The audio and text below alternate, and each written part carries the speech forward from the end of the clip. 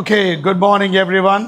చాలా సంతోషం ప్రతిరోజు లైవ్లో ఈ విధంగా దేవుని వాక్యాన్ని వినడానికి దేవుడు మనకి ఇస్తున్నటువంటి ప్రత్యేకమైన సమయాన్ని బట్టి ప్రత్యేకమైన వందనాలు. అలాగే మీరందరూ కూడా దేవుని మందిరానికి వచ్చి ప్రత్యేకంగా దేవుని వాక్యం వినడానికి కొద్ది నిమిషాలు ప్రార్థనలో గడపడానికి మరి దేవుడు మనందరికీ ఇస్తున్నటువంటి శ్రేష్టమైన సమయాన్ని బట్టి I just want to thank God. అందరూ కూడా మత్తయి సువార్త 5వ అధ్యాయం, మత్తయి సువార్త 5వ అధ్యాయము మొదటి నుంచి 12 వచనాలు ధ్యానం చేసే ప్రయత్నం చేద్దాం. మనమందరం కూడా మత్తయి సువార్త 5వ అధ్యాయము 1 నుండి 12 వచనాలు. నేను ఒక వచనం చదువుతాను, మీరు ఒక వచనం చదవండి. మార్చి చదువుకునే ప్రయత్నం చేద్దాం. ఆయన జనసమూహం చూచి కొండ ఎక్కి కూర్చుండగా ఆయన శిష్యులు ఆయన యొద్దకు వచ్చిరి. ఆత్మ విషయమై దీనులైన వారు ధన్యులు, పరలోక రాజ్యం వారిది. సాత్వికులు ధన్యులు, వారు భూలోకమును స్వతంత్రించుకొందురు. కనికరం గలవారు ధన్యులు, వారు కనికరం పొందుదురు. సమాధానపరచువారు ధన్యులు, వారు దేవుని కుమారులు అనబడుదురు.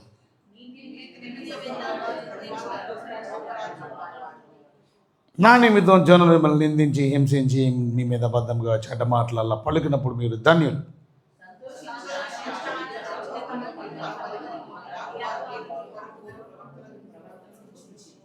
చాలా సంతోషం. ఇవాళ మీరు నేను అందరం కూడా ఆశీర్వదించబడాలి అని కోరుకుంటాం.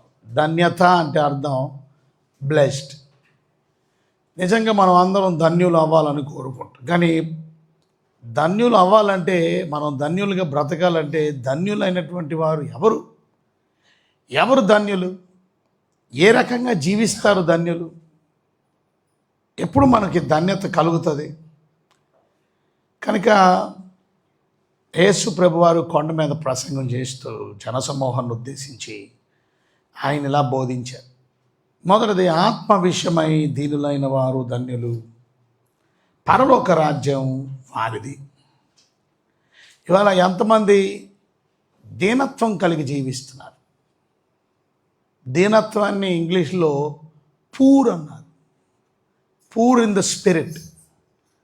సో దీనత్వం కలిగినటువంటి వారు, మనం దీనులుగా జీవిస్తున్నామా లేక గర్విష్ఠులుగా జీవిస్తున్నామా? స్పిరిట్లో మనం తీరత్వం కలిగి బ్రతకడం. ఆత్మ విషయమై దీనులైనటువంటి వారు ధన్యుడు. చూసారా, అట్టివారిది పరలోక రాజ్యం. సో ఎవరు ధన్యులు అని అంటే, దేవుని వాక్యం సెలవిస్తుంది, దీనత్వం కలిగినటువంటి, దీనులైనటువంటి. అంటే పేదవారికి ఎలాగైతే సహాయం కావాలో, మనం దీనులుగా తగ్గించుకున్నప్పుడు మనకి సహాయం కావాలి. అంటే దాని అర్థం, ఎవరైతే దేవుని మీద ఆధారపడతారో వాళ్ళు ధన్యులు అని అర్థం.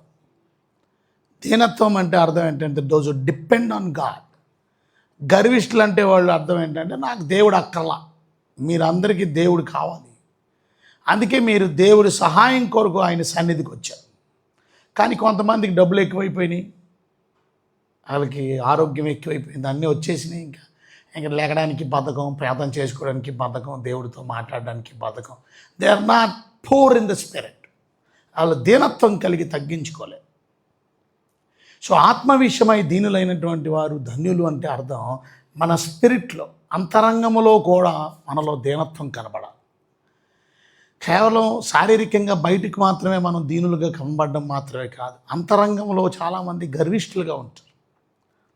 అంతరంగంలో గర్వం కలిగినటువంటి వారు ధన్యులు కాలేరు. కనుక యేసు ప్రభు చెప్తున్నటువంటి మాటలు, ఎవరైతే దేవుని మీద ఆధారపడతారో వారిదే పరలోక రాజ్యం. పరలోకంలో ఎవరు ఉంటారంటే గర్విష్ఠులు కాదు, దేవుని మీద ఆధారపడేవారు. అందుకనే నా రక్షణ విషయమే నేను చేసింది ఏమీ లేదు, అంతా ఆయన చేశాడు. ఆయన మీద నేను ఆధారపడ్డాను, ఆయన యందు నేను విశ్వాసం ఉంచాను, ఆయన యందు నమ్మకం ఉంచాను, అంతా ఆయన చేశాడు నా కొరకు. ఆయన ఇచ్చిన రక్షణ నేను కేవలం పుచ్చుకున్నాను అంతే.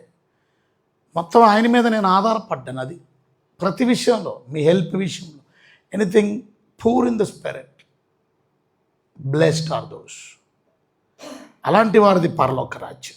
బైబిల్ గ్రంథం చెప్తుంది. కీర్తన గ్రంథంలో మనం చూస్తే 34 మనం చూసినట్లయితే, దేవుని వాక్య గ్రంథంలో నుంచి మీ దగ్గర బైబిల్స్ ఉంటే, విరిగిన హృదయం కలిగినటువంటి వారు యెహోవా ఆసన్నుడు, నరిగిన మనసు గల వారికి ఆయన. సగం చదవకండి, చదివితే పూర్తిగా అంటే మీరు ఎవరికి అర్థమైంది? 34 నేను చదువుకుంటాను. ఓకే, నేను చదువుతలేను. ఇంకా పొద్దున్న లేచి చదవడం కొంచెం కష్టంగా ఉంటుంది. విరిగిన హృదయము గలవారికి యెహోవా ఆసన్నుడు, నలిగిన మనస్సు గలవారిని ఆయన రక్షించును. ఈరోజు దేవుడి బిడ్డలైనటువంటి మనం విరిగి నలిగిన హృదయం కలిగిన వారంగా. ఇవాళ విరిగిన హృదయం మనకుందా? అది తగ్గించుకోవడం. నలిగిన హృదయం మనకుందా? అది.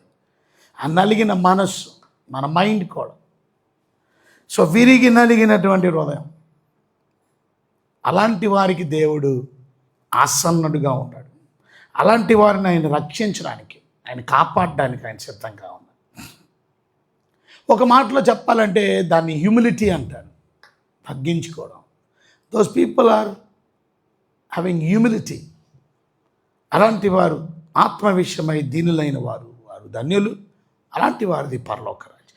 అంటే క్రైస్తవులంగా మనం ఎలాగ జీవించాలంటే గర్విష్ఠులుగా బ్రతకూడదు, దీనత్వం ఉండాలి. అది అంతరంగంలో దీనత్వం ఉండాలి, మనసులో దీనత్వం ఉండాలి. అది. సో అలాంటి హృదయం, అలాంటి మనసు మనకుందా? దేవుని బిడ్డలమైనటువంటి మనం ఉదయకాలం ప్రార్థన చేసుకోవాలి. ప్రభువా, నాకు అలాంటి విరిగిన హృదయం, నలిగిన మనసు నాకు దయచేయి. విరిగిన హృదయం, నలిగిన మనసు కలిగిన వారికి మీరు చాలా దగ్గరగా ఉన్నారు. మీరు వారిని రక్షిస్తారు, కాపాడుతారు. వారు అడుగు వాటిని అన్నిటినీ ఇస్తారు. ఇక దుఃఖపడువారు ధన్యులు, వారు ఓదార్చబడుదురు. అది. దుఃఖపడేవారు ధన్యులు, వారు ఓదార్చబడుదురు అంటే అందుకే ఏడుస్తున్నాం అండి అంటారు కొంతమంది. అందుకే ప్రార్థనలో కన్నీటి ప్రార్థన అన్నారు. కాదు, దాని అర్థం అది. దుఃఖపడువారు ధన్యులు అంటే తప్పక నువ్వు ఏడవాలి. కన్నీళ్ళు ప్రార్థన అంటే అర్థం నీ సమస్యల గురించి కాదు. ఇది కన్నీటితో దుఃఖపడువారు ధన్యులు అనగా నీ పాపాన్ని ఒప్పుకున్నవారు ధన్యులు. ఎందుకు కన్నీళ్ళు వస్తుంది? ఎందుకు దుఃఖం వస్తుంది? నువ్వు చేసిన తప్పులు నువ్వు గుర్తు చేసుకున్నప్పుడు ప్రభుకి ఎంత బాధ కలిగించావు. అది. అందుకనే ఒక వ్యభిచారం చేసినటువంటి స్త్రీ ప్రభు దగ్గరికి వచ్చినప్పుడు ఆమె ఏం మాట్లాడలేదు. ఆమె యేసు ప్రభు వారు ఒక ఇంటికి భోజనానికి పిలువబడ్డారు, సీమోన్ ఇంటికి. సో సీమోన్ ఇంటికి భోజనానికి పిలువబడినప్పుడు, సీమోన్ ఇంట్లో భోజనం చేస్తున్నప్పుడు ఆయన పిలవకపోయినా, ఆ ఇంట్లో వాళ్ళు ఆమెని పిలవకపోయినా, వితౌట్ ఇన్విటేషన్ వచ్చేసింది. వచ్చి ఆమె చేస్తుంది ఏంటంటే ప్రభు పాదాల దగ్గర కన్నీళ్లు కారుస్తుంది. తన తల వెంట్రుకలతో ప్రభు పాదాలను తుడుస్తూ, పాదాలని ముద్దు పెట్టుకుంటూ, ఆ కన్నీళ్లు కార్చడం తన పాపాలన్నీ ఒప్పుకోవడం. అది. ఇవాళ ప్రభు సన్నిధిలో కన్నీళ్లు కార్చడం అంటే అర్థం మన పాపాల విషయమై ఏడ్చువాడు. తప్పు చేశాను ప్రభు, అది. వారు ఓదార్చబడతారు. దేవుడు తప్పక వారికి ఓదార్పునిస్తాడు, నెమ్మదినిస్తాడు. అంతేగాని కష్టాలు బాధల గురించి కాదు ఏడిచేది. కన్నీటి ప్రార్థన అంటే కన్నీళ్ళతో నీ పాపాన్ని ఒప్పుకోవాలి, వాళ్ళు ఓదార్చబడతారు. అలాంటి దుఃఖపడువారు ధన్యులు. అది. తప్పుని ఒప్పుకున్నవాడు, తప్పుని అంగీకరించి తప్పుని ప్రభు దగ్గర పశ్చాత్తాపంతో ఏడ్చువాడు ధన్యుడు. అందుకనే మనం దావీదుని మనం చూసాం. అతను కన్నీళ్లతో ఏడుస్తున్నాడు. నా పరుపు తడిచిపోయింది అన్నాడు. చూసారా? కనుక అలాంటి కన్నీటి ప్రార్థన, నిజమైన మారు మనసు మనకి కన్నీటిని అనుగ్రహిస్తుంది. దేవుని వాక్యంలో నుంచి మనం కొరింథీయులకు రాసినటువంటి పత్రికలో మనం చూస్తే, కొరింథీయులకు రాసిన 2వ పత్రిక 7వ అధ్యాయము 10వ వచనాన్ని మనం చూసినట్లయితే, అక్కడ దేవుని వాక్యం సెలవిస్తున్నటువంటి మాట మనం చూస్తే, నిజంగా దుఃఖం అంట చూడండి 10వ వచనం, దైవ చిత్తానుసారమైన దుఃఖం రక్షణార్థమైన మారు మనసును కలుగుజేయి. చూసారా, దైవ చిత్తానుసారమైన దుఃఖం అంట నిజంగా రక్షణార్థమైన మారు మనసును కలుగుజేయి. ఈ మారు మనసు దుఃఖమును పుట్టించదు, అయితే లోక సంబంధమైన దుఃఖం మరణమును కలుగుజేయి. కనుక దేవుని వాక్యం సెలవిస్తుంది, ఇవాళ ఎంతమంది నిజంగా మీ పాపాల గురించి ఏడుస్తున్నారు, చేసిన తప్పు గురించి బాధపడుతున్నారు, ప్రభువుని క్షమించమని అడుగుతున్నారు. అది బైబిల్ చెప్తుంది, మన పాపములు మనం ఒప్పుకున్న యెడల ఆయన నమ్మదగిన వాడు, నీతిమంతుడిగా సమస్త దుర్నీతి నుండి మనల్ని పవిత్రులుగా చేయి. సో ఎవరు బ్లెస్డ్ ఇవాళ అంటే, మొదటిది దీనత్వం కలిగిన వాళ్ళు, హ్యూమిలిటీ, తగ్గించుకున్నవారు. రెండోది దుఃఖపడేవారు, అంటే రిపెంటెడ్ పీపుల్, రిపెంటెన్స్ కలిగిన వాళ్ళు, మారు మనసు పొందినట్టు. మూడోది మనం చూస్తే సాత్వికులు ధన్యులు, వారు భూలోకమును స్వతంత్రించుకొందురు. ఇవాళ ఎంతమంది మనం సాత్వికులంగా జీవిస్తున్నాం, ఎంతమంది జెంటిల్మ్యాన్గా ఉన్నాం. జెంటిల్మ్యాన్, సాత్వికులు అంటే వాళ్ళు శక్తి లేని వాళ్ళని కాదు, వాళ్ళు శక్తి ఉన్నప్పటికీ వారు చాలా, చూసారా, సాత్వికులుగా జీవిస్తారు. జెంటిల్ పీపుల్, వాళ్ళ మాటలు చాలా జెంటిల్గా ఉంటాయి, వాళ్ళ జీవితం చాలా జెంటిల్గా ఉంటుంది, అది వాళ్ళ ప్రవర్తన చాలా జెంటిల్గా ఉంటుంది. అలాంటి జెంటిల్ పీపుల్ అది. సో సాత్వికులైనటువంటి వారు భూలోకాన్నే పొందుకుంటారంటే, భూలోకం అంతా స్వతంత్రించుకుంటారండి. సో దేవుని బిడ్డలైనటువంటి మనం, దేవుడు మనల్ని కోరుకుంటుంది, మీరు ఈ ఉదయకాలం ధన్యత్వం సంపాదించుకోవాలా, మీరు ఆశీర్వాదాలు సంపాదించుకోవాలి, ఆశీర్వాదం కలిగినటువంటి బిడ్డలుగా మీరు జీవించాలి అని అంటే, ధన్యులుగా బ్రతకాలి అని అంటే, తప్పక మనలో జెంటిల్నెస్, సాత్వికులుగా జీవించాలి. కీర్తనల గ్రంథం 37వ అధ్యాయము 11వ వచనంలో మనం చూస్తే సాత్వికుల గురించి దేవుని వాక్యం, దీనులు భూమిని స్వతంత్రించుకొందురు, బహుక్షేమము కలిగి సుఖించెదరు. చూసారా, దీనత్వం కలిగినటువంటి వారు భూలోకాన్ని స్వతంత్రించుకుంటారు. పాత నిబంధనలో కీర్తనాకారుడు రాసిన మాట ప్రభు మళ్ళా గుర్తు చేస్తున్నాడు. సాత్వికులు ధన్యులు, వారు భూలోకాన్ని స్వతంత్రించుకుందురు అని ప్రభు చెప్పాడు. కీర్తనాకారుడు ప్రత్యేకంగా ఇది మనం చూస్తున్నాం, దీనులు భూలోకాన్ని స్వతంత్రించుకుంటారు. భూలోకాన్ని స్వతంత్రించుకోవడం మాత్రమే కాదు, దీనత్వం కలిగిన వాళ్ళు బహుక్షేమం కలిగి సుఖంగా బ్రతుకుతారంట. ఇవాళ మనలో దీనత్వం ఉందా? జెంటిల్ పీపుల్గా ఉన్నావా? సాత్వికులంగా మనం ఉన్నావా? అది. సో సాత్వికులు ధన్యులు, వారు భూలోకాన్ని స్వతంత్రించుకో. ఇక 6వ వచనంలో మనం చదివితే, నీతి కొరకు ఆకలి దప్పులు గలవారు ధన్యులు. ఇవాళ నీతి అనగా అర్థం పరిశుద్ధత. ఇవాళ ఎంతమంది నీతిగా బ్రతకడానికి ఇష్టపడుతున్నారు? నీతి కొరకు ఆకలి దప్పులు గలవారు, అది. ఇవాళ దేవుని బిడ్డలు అంటున్నాం, కానీ మనం దేని కొరకు బ్రతుకుతున్నాం? నీతి కొరకు బ్రతుకుతున్నామా? దేవుని వాక్యం చెప్తుంది, మొదట ఆయన నీతిని, ఆయన రాజ్యాన్ని వెతకండి, అప్పుడు ఇవన్నీ మీకు అనుగ్రహించబడు. ఇవాళ మనలో తృప్తి ఎందుకు లేదు? సాటిస్ఫాక్షన్ ఎందుకు లేదు? Because you are not living for God. దేవుడి కొరకు బ్రతకడంలా, నీతి కొరకు బ్రతకడంలా, పరిశుద్ధత కొరకు బ్రతకడంలా, నీతిగా జీవించాలనే ఆసక్తి మీకు లేదు, పరిశుద్ధంగా బ్రతకాలని. చూసారా, దేవుని బిడ్డలైనటువంటి మనం నీతి కొరకు బ్రతకాలి. నీతి కొరకు బ్రతికేవారు తృప్తిపరచబడతారు. Everything be satisfy. కనుక యెషయా గ్రంథం 55 అధ్యాయము 1-2 వచనాలు చదివితే, దప్పిగొను వారులారా నీళ్ళ యొద్దకు రండి, రోకలు లేని వారులారా మీరు వచ్చి కొని భోజనం చేయుడి. రండి, రోకలు లేకపోయినను ఏమియు నీయకయే ద్రాక్షారసమును పాలను కొనుడి. ఆహారము కాని దాని కొరకు మీరేలా రోకలిచ్చెదరు? సంతుష్టి కలుగుజేయి దాని కొరకు మీరు కష్టార్జితమును ఎందుకు వ్యయపరచుదురు? నా మాట జాగ్రత్తగా ఆలకించి మంచి పదార్థములు భుజించుడి.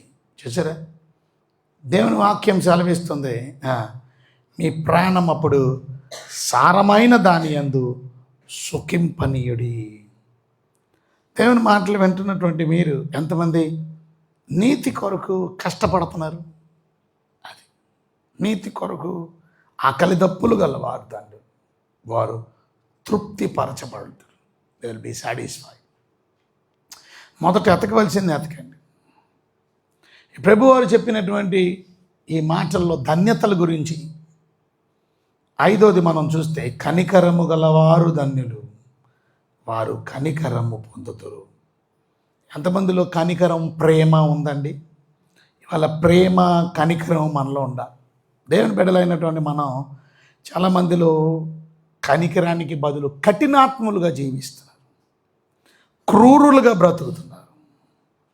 ఇవాళ నువ్వు నేను కూడా కఠినాత్ములుగా జీవించాలని దేవుడు కోరుకోవడం వాళ్ళు కాదు ధన్యత. ఇవాళ చాలామంది కఠినంగా ఉంటారు, చాలామంది క్రూరంగా జీవిస్తారు, చాలామంది మూర్ఖత కలిగి బ్రతుకుతారు. దేవుని వాక్యం సెలవిస్తుంది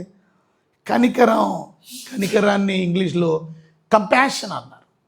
దేవుని బిడ్డలో compassion, you have that compassion. వాళ్ళ లవ్, కంపాషన్ ఇవన్నీ చాలా ఇంపార్టెంట్. దేవుని బిడ్డల్లో మనలో ఆ ప్రేమ ఉంటే కంపాషన్ ఉంటుంది. కనికరం, do you have that compassion? ఇవాళ ప్రజల మీద కనికరం ఉందా? దేవుడు వాళ్ళకి భోజనం లేదని కనికరపడి వారికి భోజనం ఇచ్చాడు. వారు కాపర్ లేని గొర్రెలుగా చెదిరిపడం చూసి దేవుడు కనికరపడ్డాడు. ఇవాళ దేవుడు కనికరపడినట్టు మనం కనికరం కలిగి జీవిస్తున్నామా? అప్పుడే మనం ధన్యతను సంపాదించుకుంటాం. సో ఈ ఉదయకాలం మనం ఎలా బ్రతకాలి? ఎవరు ధన్యులు? అది కనికరం గలవారు ధన్యులు. కనుక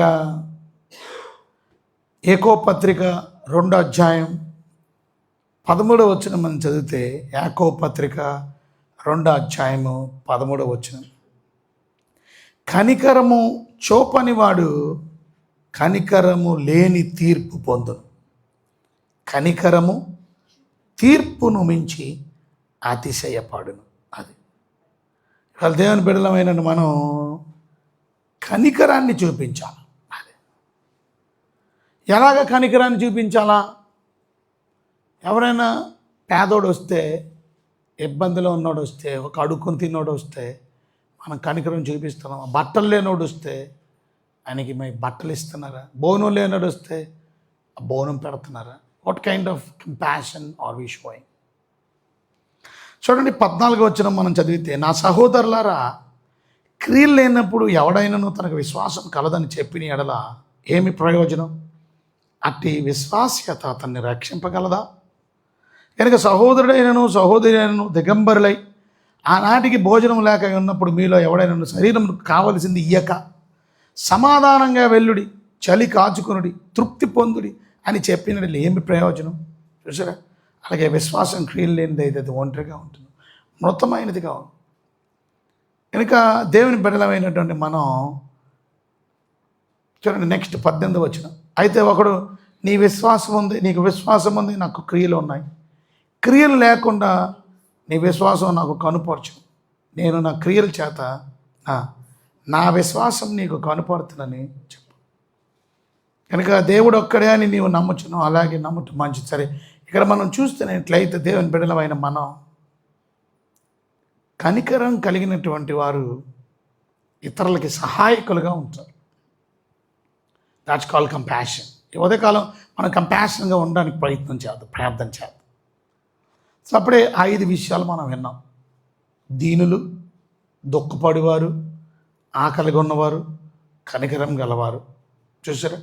సో 4 విషయాలు 5 విషయాలు. ఆ సాత్వికులు కూడా చూసాం.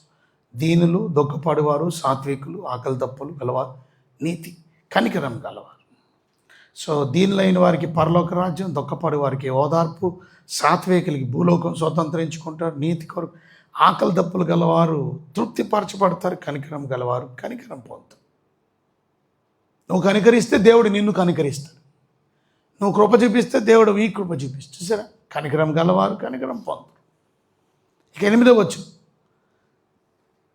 దుఃఖపడివారు ధన్యులు, వారు ఓదార్చబడదు.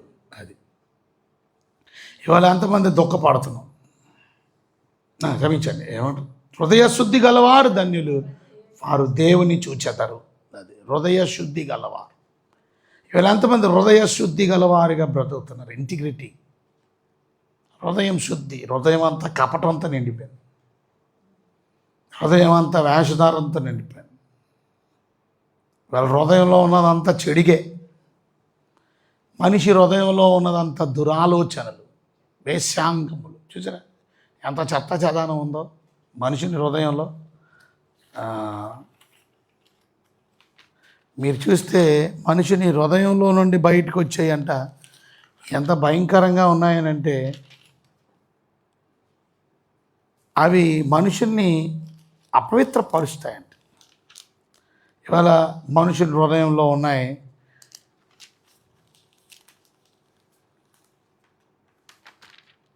దేవుని వాక్యంలో నుంచి మనం చూస్తే, దేవుని హృదయంలో, దేవుడి హృదయం యథార్థమైంది కనుక మనం ఎలాంటి హృదయాన్ని కలిగి ఉన్నాం. అది ఇవాళ మన హృదయం కపటంతో నిండిపోయిందా? చూడండి, ఇక్కడ రాసింది మత్తయి సువార్త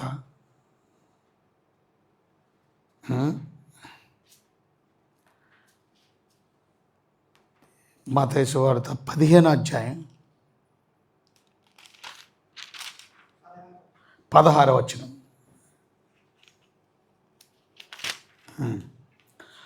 చూడండి, అక్కడ రాసింది,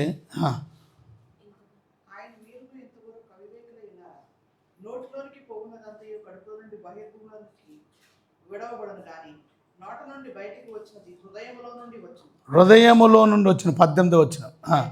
ఇవి మనుషుల్ని అపవిత్రపరచును. చూసారా? దురాలోచనలను. చూసారా? ఈ హృదయంలో నుంచి వచ్చే ఎంత భయంకరంగా ఉన్నాయో చూసారా? ఇది హృదయం. మన హృదయం ఎలాగ ఉందంటే, హృదయములో నుండి వచ్చిన ఇవే మనుషుల్ని అపవిత్రపరచును. దురాలోచనలు.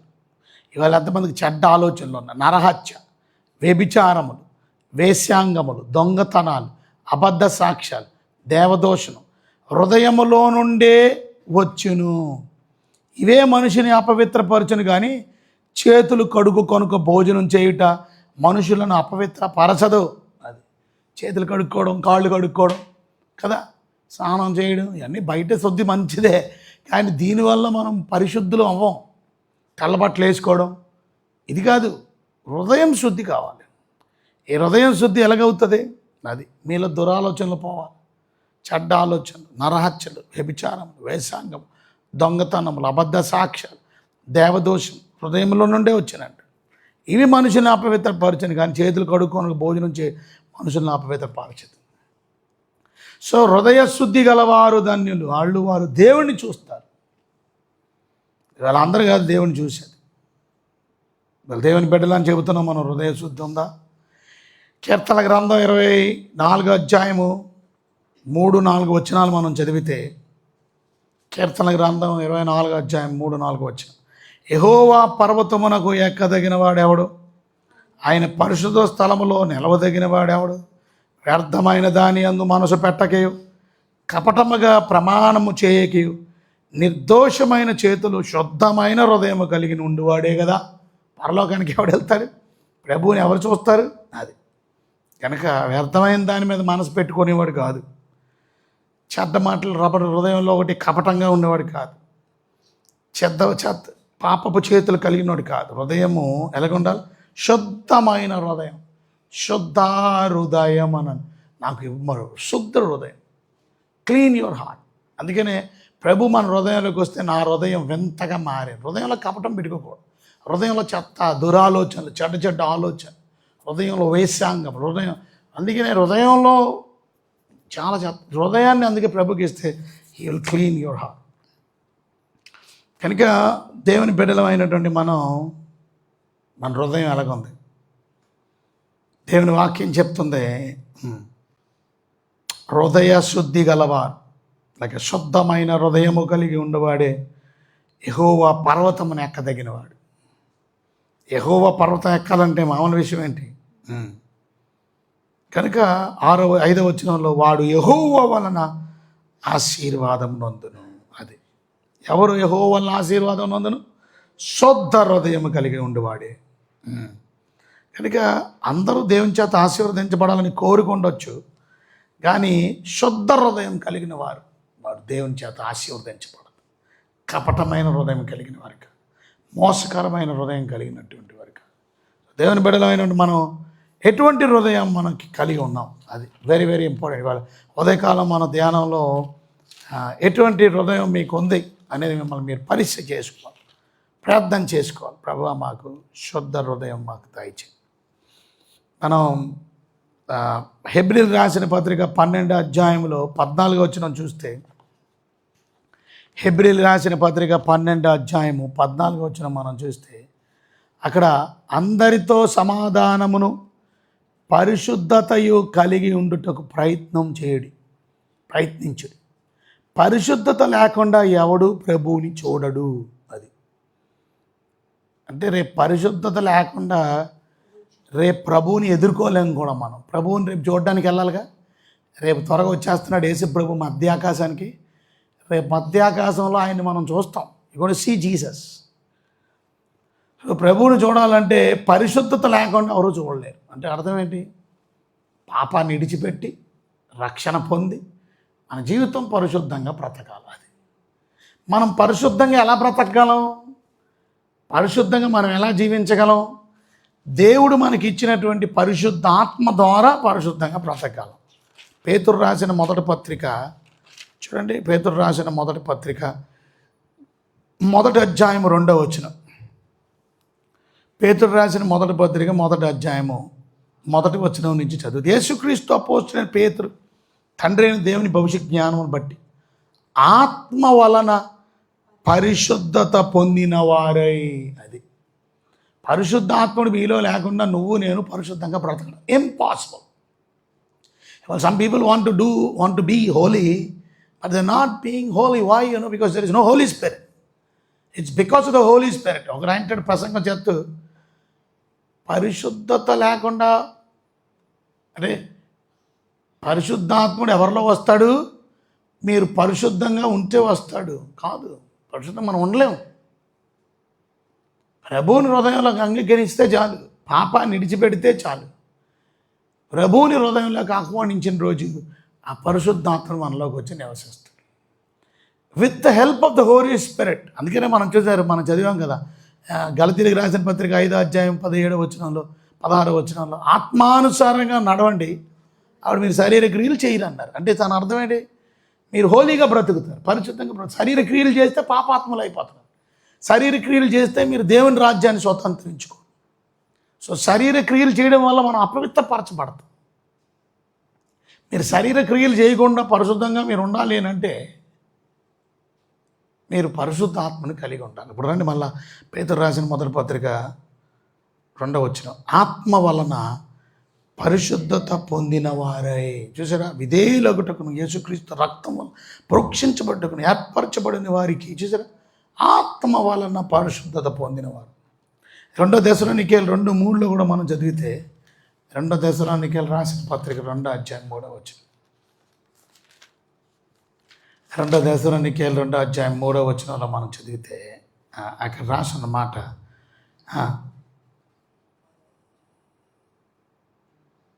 మొదట భ్రష్టత్వం సంభవించి నాశన పాత్రుడగు పాప పురుషుడు బయలుపడితే కన్నా దినం రా.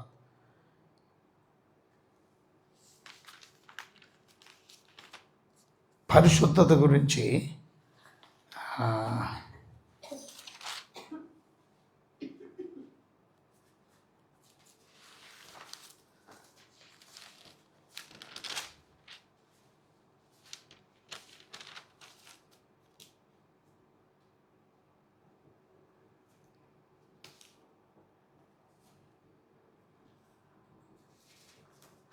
సరే, కనుక పరిశుద్ధత అనేది మనకి చాలా ఇంపార్టెంట్, రైట్. మళ్ళీ మత్తయి సువార్తలోకి వస్తే మనం 5వ అధ్యాయంలో దేవుని బిడ్డలమైనటువంటి మనం ఇంటిగ్రిటీ కలిగి ఉండాలి. ఇప్పుడు 9వ వచనం, సమాధానపరచువారు ధన్యులు, వారు దేవుని కుమారులు అనబడుదురు. ఇవాళ ఎంతమంది పీస్ మేకర్స్గా ఉన్నారండి? There is no peace makers.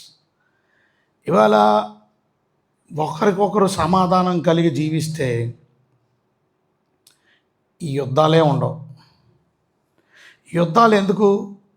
అది మనలో సమాధానం లేదు కనుక. There is no peace. ఒక దేశం మీద ఒక దేశం ఎందుకు యుద్ధం చేస్తుంది? బికాజ్ సమాధానం కలిగి లేదు. సో దేవుని బిడ్డలమైన మనం దెబ్బలాట్లు పెట్టేవాళ్ళుగా ఉండకూడదు. అది వాళ్ళు దేవుని కుమారులు కాదు, దయ్యం కుమారులు. సమాధానపరచువారు ధన్యులు. అది వాళ్ళు సమాధానపరుస్తున్నామా? సమాధానంగా మాట్లాడుతున్నామా? కొంతమంది మాట్లాడితే గొడవ అయ్యేటట్టు ఉంటుంది.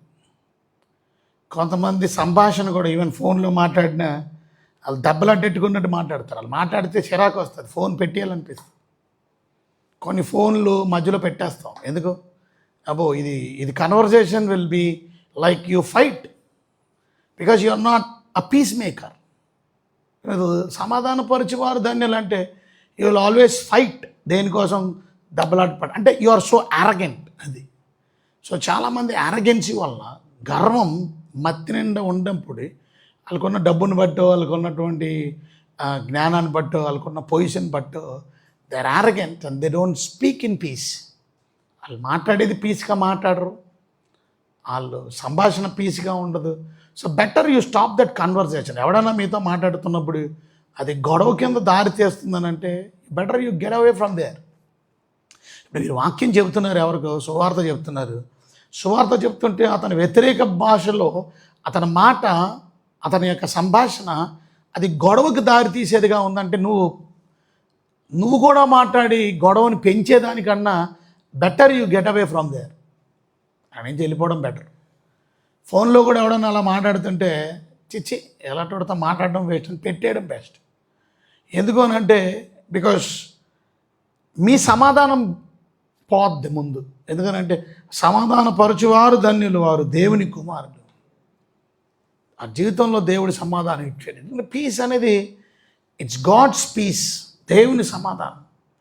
రోమిలికి రాసిన పత్రిక 12వ అధ్యాయంలో 18వ వచనం మనం చూసినట్లయితే, రోమిలికి రాసిన పత్రిక 12వ అధ్యాయం 18వ వచనం మనం చూస్తే, శక్యమైతే మీ చేతనైనంత మట్టుకు సమస్త మనుషులతో సమాధానముగా ఉండుడి. అది శక్యమైతే అన్నాడు అంటే అర్థమేంటి? సాధ్యమైతే అంటే it is not so easy. అందరితో సమాధానంగా ఉండడం అంత ఈజీ కాదు. కానీ మ్యాక్సిమం మీరు ప్రయత్నించండి అంటున్నాడు. మ్యాక్సిమం మీరు ప్రయత్నించండి, శక్యమైతే సాధ్యమైతే అందరితో పీస్గా ఉండడం ప్రయత్నం. ఎందుకంటే కొన్నిసార్లు పీస్ రాదు. ఎందుకంటే వాళ్ళు చేసిన పనులు ఎలాగుంటాయంటే, ఆయన పని చెప్తాను, ఆమె పని చెప్తాను, కోపం వచ్చేద్ది మనకి. చిచ్చి మన వల్ల బాగుపడ్డాడు, మన వల్ల ఆశీర్వదించబడ్డాడు, మన మీద నెత్తి మీదకి ఎక్కుతున్నారు అన్నట్టు కోపం వచ్చేస్తుంది కొన్నిసార్లు. అరే నేను ఉపకారం చేశాను కానీ కృతజ్ఞత ఉండదు కొంతమందికి. They don't have gratitude. That's a problem. So నీవు ఉపకారం చేసిన వాళ్ళే నీ మీద ఎగిరి పడుతూ ఉంటారు. బట్ ఒకటి గుర్తుపెట్టుకో, నువ్వు ఎవరి మీద పగ తీర్చుకోవాల్సిన అవసరం లేదు. సాధ్యమైతే చేతనైన మట్టుకు అందరితో సమస్త మనుషులతో అందరితో సమాధానం కలిగి ఉండండి. Everyone, weather your Christian, non Christian, gentle, everyone, అందరితో సాధ్యమైతే బీ ఇన్ పీస్. నీకు వ్యతిరేకించిన వాళ్ళతో కూడా నువ్వు పీస్గా ఉండాలి, నువ్వు దెబ్బలాడకూడదు. ఎందుకని? ఆ కిందన ఉంది. ఎందుకనంటే ప్రియులారా, మీకు మీరే పగ తీర్చుకొనక, చూసారా? ఎందుకంటే మనం తీర్చుకోవాల్సిన లేదు పగ. దేవుని ఉగ్రతకు చోటీయుడి. అది అవకాశం ఇద్దాం దేవుడికి. అది పగ తీర్చుకున్నట్టు నా పని, నేను ప్రతిఫలం నిత్తును అని ప్రభువు చెప్పుచున్నాడని రాయబడి ఉన్నది. కాబట్టి మనం ఏం చేయమన్నాడు 20వ వచనంలో? నీ శత్రువులు ఆకలిగా ఉంటే అని భోజనం పెట్టే, దప్పికుంటే నీళ్ళు ఇచ్చే. అలాగ చేయటం వలన అతని తల మీద నిప్పులు కుప్పలుగా పోయేదు. అంటే దాని అర్థం 21వ వచనంలో, కీడు వలన జయింపబడక మేలు చేత కీడును జయించాడు.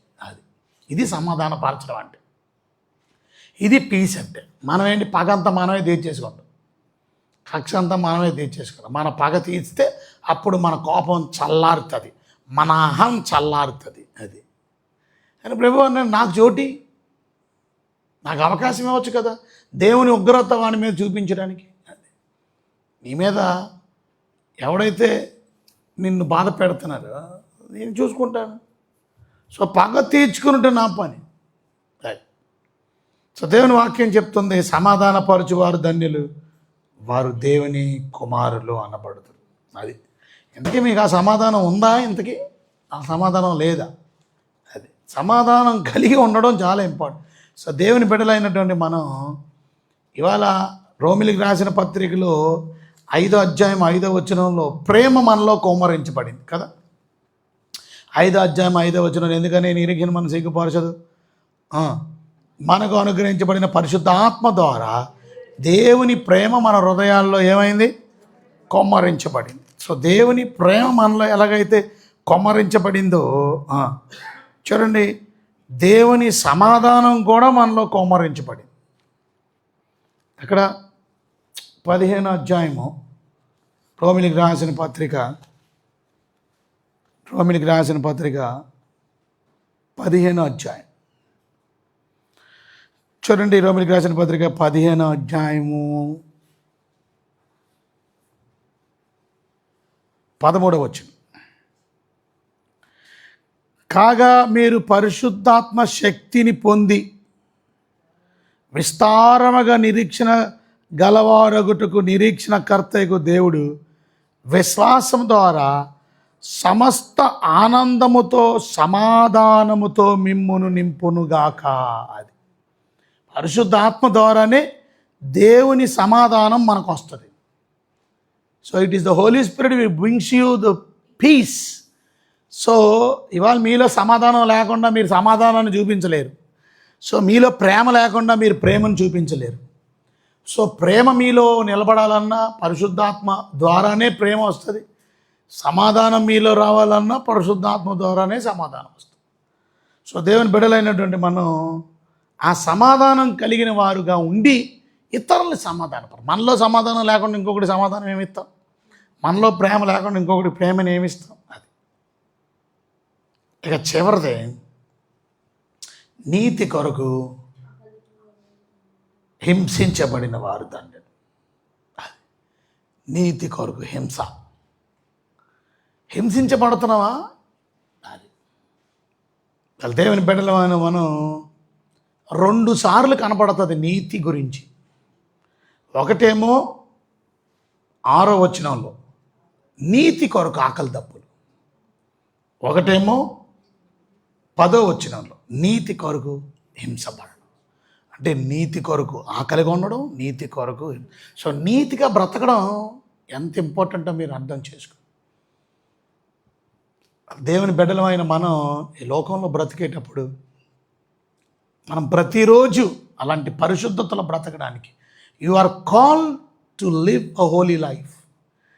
నీవు దేవుడి చేత పిలవబడింది. అందుకని మనం చూపించాను మీకు ప్రతి పత్రికలో కూడా పరిశుద్ధత కొరకు మనల్ని దేవుడు పిలిచాడు, పరిశుద్ధత కొరకు దేవుడు మనల్ని పిలిచాడు, పరిశుద్ధత ప్రతి పత్రికలో చూపించాడు. గాడ్ హస్ కాల్డ్ యు నీతిగా బ్రతకడానికి, పరిశుద్ధతగా బ్రతకడానికి. ఈ బ్రతుకుట్లో కొన్నిసార్లు తిండి ఉండకపోవచ్చు, ఆకలి దప్పులు రావచ్చు, కానీ ఆ నీతిని పోగొట్టుకోకండి. నీతి కొరకు ఆకలి దప్పులు గలవాడతాను. సో నీతి కొరకు ఆకలి దప్పులు గలవాడు ధన్యుడు. అంటే యాకోబు నీతి కొరకు, ఆ జ్యేష్ఠత్వం కొరకు చూసారా, అతని కూరని అతని భోజనాన్ని అన్నయ్యకి పెట్టాడు. మరి ఆయన పస్తున్నాడు, వండుకున్నాడు పస్తున్నాడు, వండుకోలేనాడు తినేసి వెళ్ళిపోయాడు. వండుకున్నాడు ఎందుకు పస్తున్నాడు? ఎందుకనంటే ఆ బహుమానాన్ని సంపాదించుకోవడానికి. కొన్నిసార్లు మన బహుమానం సంపాదించుకోవడం కొన్ని త్యాగం చేయాలి. నేనేమీ చేయకుండా అది కావాలి ఇది కావాలంటే కుదరదు. చూసారా, నీ ఆకలిని త్యాగం చేసి దెన్ ఆ బహుమానాన్ని సంపాదించు. నీతి కొరకు ఆకలి దప్పులు గలవారు. సో దేవుని బిడ్డలమైనటువంటి మనం నీతి కొరకు హింసపడడం ధన్యులు, పరలోక రాజ్యం వారిది. ఇంకా కొంచెం 11వ వచనంలో రాసుంది, నా నిమిత్తం జనులు మిమ్మల్ని నిందించి హింసించి మీ మీద అబద్ధంగా చెడ్డ మాటలల్లా పడుకున్నప్పుడు మీరు ధన్యులు. చూసారా, సంతోషించి ఆనందించి పరలోకమందు మీ ఫలము అధికమగు. ఇలాగున్న వారు మీకు పూర్వమందు ఉండిన ప్రవక్తలను కూడా హింసించి. హింస గురించి చాలా మాటలు రాశారు. 10, 11, 12 వచనాల్లో హింస హింస హింస. సో ప్రభు కొరకు హింసించబడడం అది మనకు ఆశీర్వాదం. అలాంటి వారిది పరలోక రాజ్యం. అది హింస అంటే నేను చంపేయవలసిన అవసరం లే. హింస అంటే 11వ వచనంలో నిందించడం కూడా, నిందించి హింసించి చెడ్డ మాటలు మీ మీద పలికినప్పుడు కూడా అది హింసే అని. చూడండి, హింసిస్తున్నారండి వీళ్ళు, టార్గెట్ పెట్టారు, హింసిస్తున్నారు. ఆవిడ సోషల్ మీడియాలోని ఆమె గురించి అడ్డగా చెప్తున్నారు. కనుక ఆమె ఒక స్కూల్ని, ఆమె టీచర్ అంటామా, ఆమె ఏదో ఢిల్లీలో ఉన్నటువంటి మిలిటరీ స్కూల్ని పొగిడిందంట. పొగిడినందుకు చేసేదేమో గవర్నమెంట్ ఉద్యోగం, చేసేదేమో గవర్నమెంట్ టీచర్, ప్రైవేట్ స్కూల్ని పొగుడుతుంది చూడు అని చెప్పి సోషల్ మీడియాలో ఆ టీచర్ గురించి మొత్తం ప్రచారం చేస్తే ఆమె ఏడుస్తూ ఆమె నన్ను ఇంతగా హింసిస్తున్నారండి. చూసారా, అంటే అది కూడా హింసేనా? ఎస్. ఎందుకంటే మన గురించి అంత చెడ్డగా ప్రచారం చేస్తే మనసు ఎంత బాధపడుతుంది. ఆమె ఏదో మంచి ఉద్దేశంతో చెప్పింది ఆ స్కూల్ గురించి, దాని గురించి అంతగా ఆమెని ట్రోల్ చేయాలా? ఇవాళ సోషల్ మీడియా వచ్చిన తర్వాత ఒకటి గురించి ఒకటి ట్రోల్ చేసి చెడ్డ ప్రచారం చేయడం, ఒకరినొకరు చెడ్డగా విమర్శించుకోవడం, అది సరదా అయిపోయింది. దట్ ఒకడుని అలా ట్రోల్ చేయడం వల్ల ఎంత బాధపడతాడో తెలుసా మీకు? మొన్న రీసెంట్గాని ఒక బస్సులోని ఒక వ్యక్తి నిలబడ్డాడు, ఆ పక్కన ఒక అమ్మాయి నిలబడింది, ఆ అమ్మాయిని టచ్ చేస్తున్నాడంట. ఈ అమ్మాయి ఎంత దరిద్రాలంటే ఆమె ఆ టచింగ్ చేస్తుంది, వీడియో తీసిందాం. ఆ వీడియో తీసుకొని ఎలాగ టచ్ చేస్తున్నాడు, ఎలా పడిపోతున్నాడు, మీద పడుతున్నాడు. నిజం చెప్పాలంటే ఆ అబ్బాయికి అలాంటి ఇంటెన్షనే లేదంట. ఆయన ఏదో బస్సు ఆగే కొలిది సడన్ బ్రేకులు కొట్టే కొలిది ఆయన తగులుతున్నాడే తప్ప ఆయన నిజంగా అలాంటి ఇంటెన్షన్ లేదు. కానీ అది ఫోటో పెట్టి అతను ఎవరో చూపించి, ఇలా చూడండి ఈ కుర్రోడు ఎలాగ, ఈ వ్యక్తి ఎలా నా మీద పడుతున్నాడో, ఎలా టచ్ అవుతున్నాడో చూడండి అని పెట్టిన వీడియోని చూసిన వ్యక్తి మనస్తాపం చెందాడట. నేనేం చేశాను, ఇంతగా నా గురించి ఇంతగా మాట్లాడుతున్నారు ఎంతమంది ఆయన గురించి. ఇంకా మనోళ్ళు ఇంకేం పని ఉండదు, కొంతమందికి పని పాట లేని మంగళోళ్ళు చాలామంది ఉన్నారు. ఈ సోషల్ మీడియాకి వచ్చిన తర్వాత వాళ్ళకి ఇంకేం ఉద్యోగం ఉండదు. ఆడు ఇలా దుర్మార్గుడు పెద్దదో వీళ్ళని తీసి పర్స్ పంపి సెటిల్ వీళ్ళు చెప్పడం మొదలుపెట్టి. నిజమా? ఇంక ఇంటెన్షన్ ఉంటే ఓకే, బట్ ఇంటెన్షన్ లేదో ఉందో నీకు తెలుసా? ఇంతకీ ఏమైందో తెలుసా? అతను ఇంత భయంకరమైన హెరాస్మెంట్ నేను తట్టుకోలేను బాబోయ్, ఇంత హింస, ఇంతగా నా మీద చెట్టగా ట్రోల్ చేస్తున్నారు, ఇక నా బ్రతుకు మీద నాకే అసహ్యం, ఆత్మహత్య చేసి చచ్చిపోయాడు. రీసెంట్ జరిగిన విషయం. ఓయ్ ట్రోలింగ్ చేసి తర్వాత ఇప్పుడు ఏం చేశారంటే ఆ అమ్మాయిని ఇప్పుడు అరెస్ట్ చేశారు. మళ్ళీ ఆ అమ్మాయిని అరెస్ట్ చేసి, ఎందుకంటే ఒక వ్యక్తి అన్యాయంగా ప్రాణం పోయింది. నేను ఎందుకు అలాగే చేశాను? హింస చాలా భయంకరం. ఒకడి మీద చెడ్డగా మాట్లాడడం ఈజీగానే ఉంటుంది ఒకడికి. కొంతమందికి సరదా, ఒకడి గురించి ఒకడు చెప్పడం, ఒకడి గురించి ఒకడు చెప్పడం, ఇంటింటికి వెళ్ళి ప్రచారం చేయడం, ఆ ఫోన్లో మాట్లాడడం, వాళ్ళ గురించి వీళ్ళు చెప్పడం, బ్యాడ్ మేనర్స్. అది ఒకడి గురించి ఒకరు చెడ్డగా మాట్లాడినప్పుడు హింస. అది దేవుని బిడ్డలు రక్షించబడి కూడా నీలో అలాంటి హింస. సో ఇవాళ మనం నేర్చుకున్నటువంటి వాక్యంలో నుంచి 8 విషయాలు విన్నాం మనం. 8 రకాలుగా నువ్వు బ్రతకాలి. దీనత్వం కలిగి, దుఃఖపడే మనసు, సాత్వికం, అలాగే ఆకలి దప్పులు, కనికరం, హృదయశుద్ధి, సమాధానం, హింసించబడడం. అంటే దాని అర్థం ఎలా బ్రతకాలి మొదటిదానంటే, మొదటి దాంట్లో హ్యూమిలిటీ, తగ్గించుకోవాలి. రెండో దాంట్లో దుఃఖపడడం అని అంటే అర్థం అడ్డం కాదు. Repent for your sense. ఏమైనా తప్పు చేసావా, ఏమైనా దేవునికి వ్యతిరేకంగా బ్రతికేవా, ఒప్పుకో, విడిచిపెట్టు, రిపెంట్. 3 సాత్వికం, జెంటిల్నెస్ చాలా ఇంపార్టెంట్. 4వది పరిశుద్ధత కలిగి బ్రతుకు. 5వది కంపాషన్ కలిగి బ్రతుకు, కనికరం కలిగి. 6వది ఇంటిగ్రిటీ, యథార్థత కలిగి జీవించు. 7వది సమాధానపడు, ఎవరితోనైనా అందరూ సమాధానపరిచి. రికన్షైల్ అంటే అర్థం ఏంటంటే సమాధానపరచువారు ధన్యులు, వారు దేవుని కుమారులు అనబడదు. సమాధానపరచువారు మనకు దేవుడు ఇచ్చినటువంటి అవకాశం ఏంటంటే సమాధాన సువార్త అనే పాదములు కలిగినటువంటి బూట్లు ధరించమని. సో సమాధానం, దేవునితో సమాధానపడ్డ, సో సమాధానపరిచే మనసు. ఇక చివరిది మనం విన్నాం, ఫెయిత్ఫుల్నెస్. హింసకొరకైనా హింసించబడినప్పటికీ కూడా భక్తిని వదిలిపెట్టేకండి. నీ గురించి చెడ్డగా మాట్లాడినప్పటికీ కూడా భక్తిని వదిలిపెట్టేక నమ్మకంగా జీవించాలి. అది. So first is humility, second is repentance, third is gentleness, fourth is ఇవాళ holiness, fifth is compassion, sixth is integrity, seventh is reconciliation అంటే అర్థం సమాధానపరచబడు, ఎయిత్ ఈస్ ఫెయిత్ఫుల్నెస్. అలా జీవించే కృప దేవుడు మనకి అనుగ్రహించిన కాక. ప్రభు మీకు ఎన్నో వందనాలు. వెతబడిన వాక్యం మన హృదయాల్లో ఫలింపజేయండి. ప్రభు మీ బిడ్డలు ఎంతో శ్రద్ధగా మీ మాటలు ఉదయకాలమే లేచి వాక్యం వినడానికి ఇచ్చిన కృపను బట్టి మీకు స్తోత్రం.